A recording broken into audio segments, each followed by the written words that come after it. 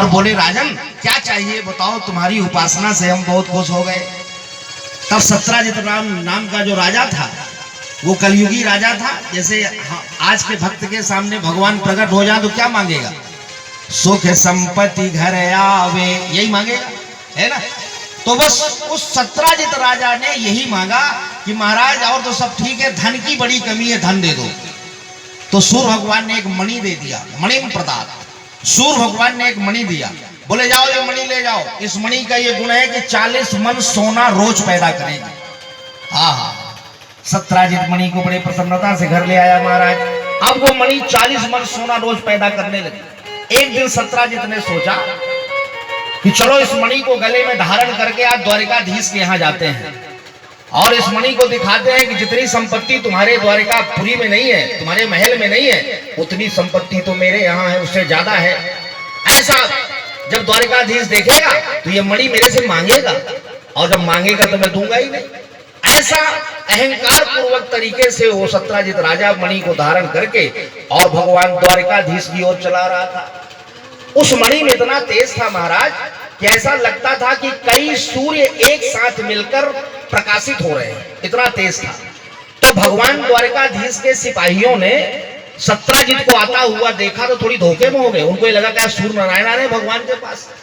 तो भगवान द्वारिकाधीश के सिपाही भगवान के पास गए, बोले भगवान आज आपका दर्शन करने साक्षात सूर्य नारायण आ रहे हैं, चलिए उनका अभिनंदन करने। अब भगवान तो अंतर्यामी, भगवान सब जान गए। आखिर अपने भक्तों का मान रखने के लिए भगवान अपने महल के बाहर आए और भगवान ने देखा कि तो ये अहंकारी सत्राजित आ रहा है। जरा सा वैभव इसको मिल गया महाराज, तो ये अपना ये वैभव पचा नहीं पा रहा है? जानते हैं थोड़ी सी अल्प ज्ञान, अल्प सम्मान, अल्प वैभव, अल्प प्रभुता ये जिसके जीवन में है तो महाराज छलक रही है, छलक रही है। लेकिन जो भरा है वो तो स्थिर है महाराज, शांत भाव है। छलकता वही है जो आधा है, जो आधा है वो छलकता है, पचा नहीं पाता है। तो महाराज रामायण, कुछ लोग रामायण की 4-6 चौपाई रट लिए, अब बड़े बड़े विद्वानों से भिड़ जाते हैं महाराज। कुछ लोग 4-6 श्लोक अड़ लिए, अब बड़े बड़े विद्वानों से भिड़ते हैं। काहे करते हो से भैया? काहे को किसी को डिफीट देकर अपने आप को श्रेष्ठ बनना चाहते हो? क्या मिल जाएगा? लेकिन उनका दोष नहीं है, पचा नहीं पाते, पचा नहीं पाते, कभी चिंतन नहीं करते। ये 6 चौपाई नहीं पच रही, जिस दिन रामायण रट जाएगी तो क्या होगा? अरे जानते हैं किस भाव से जीवन जीना चाहिए, किस भाव से? अरे कोई अगर किसी को ज्ञान का अहंकार है तो कोरा अहंकार है, कुछ नहीं जानता वो, फालतू का अहंकार है। अरे हमने क्या जाना, हमने क्या जाना? 84 लाख योनियां हैं, जान देना 84 लाख योनियां हैं, जिसमें कि 4.5 लाख जल में रहने वाले जीव हैं। अब उस ज्ञानी से पूछो कि 50 जीवों के नाम बता दो जो जल में रहते हैं, गिड़गिड़ा जाएगा। 5 लाख वृक्षों की संख्या है, अब उससे पूछो ज्ञानी से कितने वृक्ष होते हैं, मुश्किल से 10-25 का नाम बताएगा। 4 लाख थल में रहने वाले जीवों की, 4 लाख नभ में रहने वाले जीवों की, ये सृष्टि का विधान है। तो कोई किसी को ज्ञान का अहंकार हो जाए, मैं बहुत जानता हूं, तो महाराज कोरा अहंकार है, कुछ कोई नहीं जानता।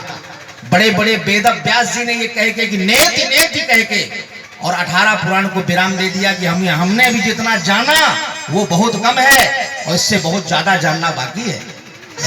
इसलिए जितना भगवान जिसको दे उसको भगवान की और कृपा मान के और स्वीकार लेना चाहिए, स्वीकार लेना चाहिए। बहुत सहज जीवन रहना चाहिए। सत्राजित, देखो मैं एक बात हमेशा बोलता हूं, एक बात हमेशा, मैं नहीं, ये शास्त्र कहते हैं कि महाराज अचानक कोई गरीब व्यक्ति अमीर हो जाए, ध्यान देना, अचानक कोई गरीब व्यक्ति अमीर हो जाए तो जानते हैं 7 पीढ़ी तक उसको अमीरी सीखने में लग जाएगी। 7 पीढ़ी तक अमीरी में कैसा जीवन जिया जाता है, 7 पीढ़ी तक अमीरी सीखने में लग जाएगी। और कोई अमीर व्यक्ति अचानक गरीब हो जाए तो 7 पीढ़ी तक उसको गरीबी सीखने में लग जाएगी, गरीबी सीखने में है। इसलिए महाराज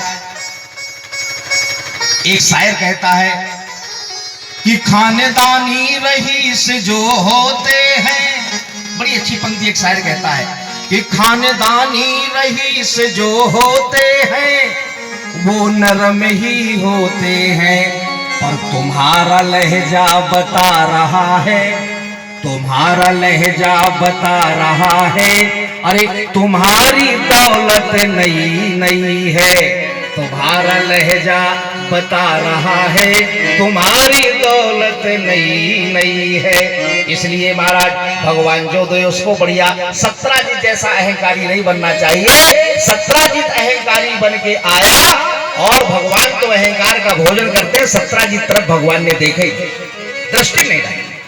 सत्राजित बड़ा लज्जित होके घर वापस चला गया, बड़ा लज्जित होके गया। एक दिन की बात है महाराज, सत्राजित का एक भाई था प्रसेनजित। प्रसेनजित उस मणि को धारण करके जंगल आखेट करने गया, शिकार करने गया। प्रसेनजित जब जंगल शिकार करने गया तो प्रसेनजित की मुलाकात एक शेर से हो गई।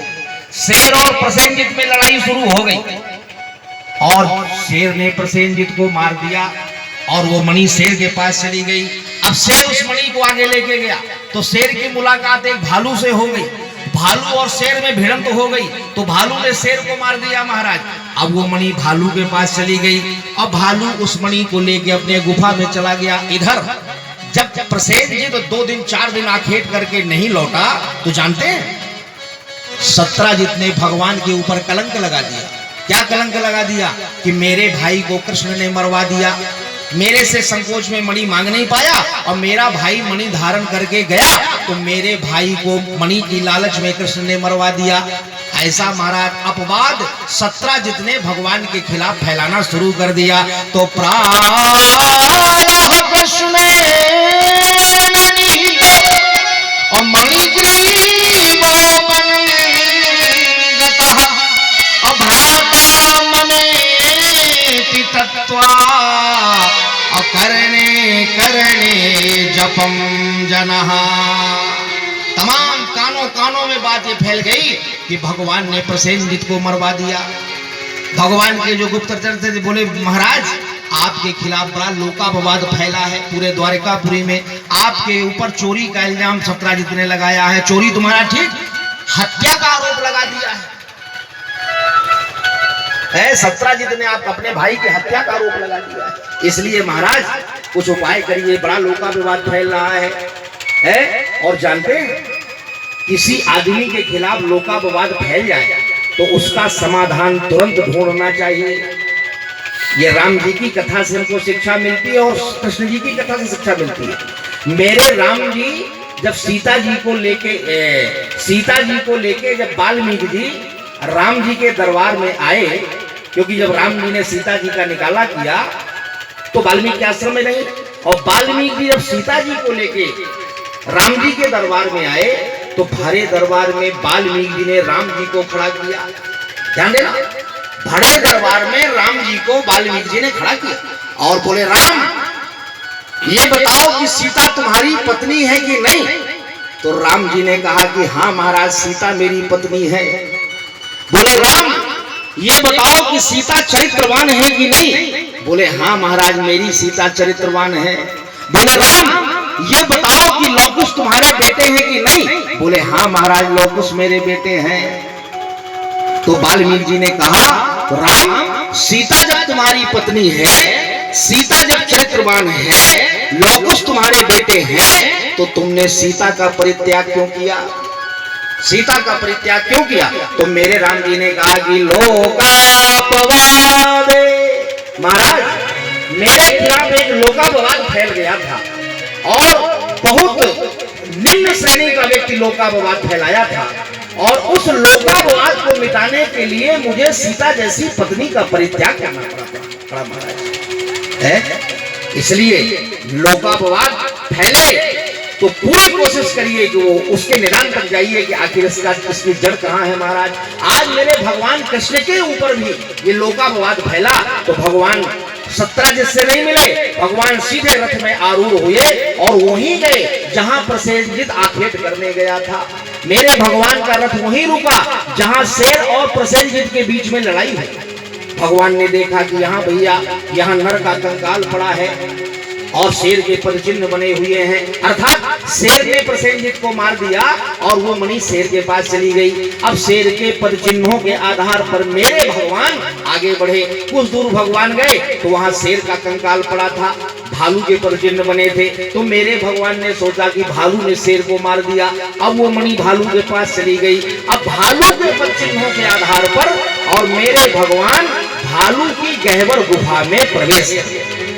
आहा, मेरे भगवान जब भालू की गहवर गुफा में प्रवेश किया महाराज, तो जानते हैं भालू की एक बिटिया थी, उस मणि को खिलौना मान के खेल रही थी महाराज। भगवान ने देखा, बोले सत्राजित की मणि यही है, इसको चुपचाप यहाँ से लें और 9-2-11 हो जाए। जैसे ही भगवान भालू की बिटिया से मणि को लेने लगे, वैसे भालू की बिटिया ने बड़े जोर से चिल्लाया, दौड़ो पिताजी, हमारे घर में चोर आ गया, दौड़ो दौड़ो दौड़ो दौड़ो। और जैसी महाराज बिटिया की आवाज भालू ने सुना तो देखा ना सुना और आके सीधे भगवान से भिड़ गया। भालू और भगवान में मल्ल युद्ध शुरू हो गया महाराज, है दोनों एक दूसरे को मुक्के का प्रहार करने लगे महाराज, है। और जानते हैं भालू और भगवान के बीच में एक दिन 2 दिन युद्ध नहीं चला, भालू और भगवान के बीच में 27 दिन और 27 रात्रि तक युद्ध चला, है।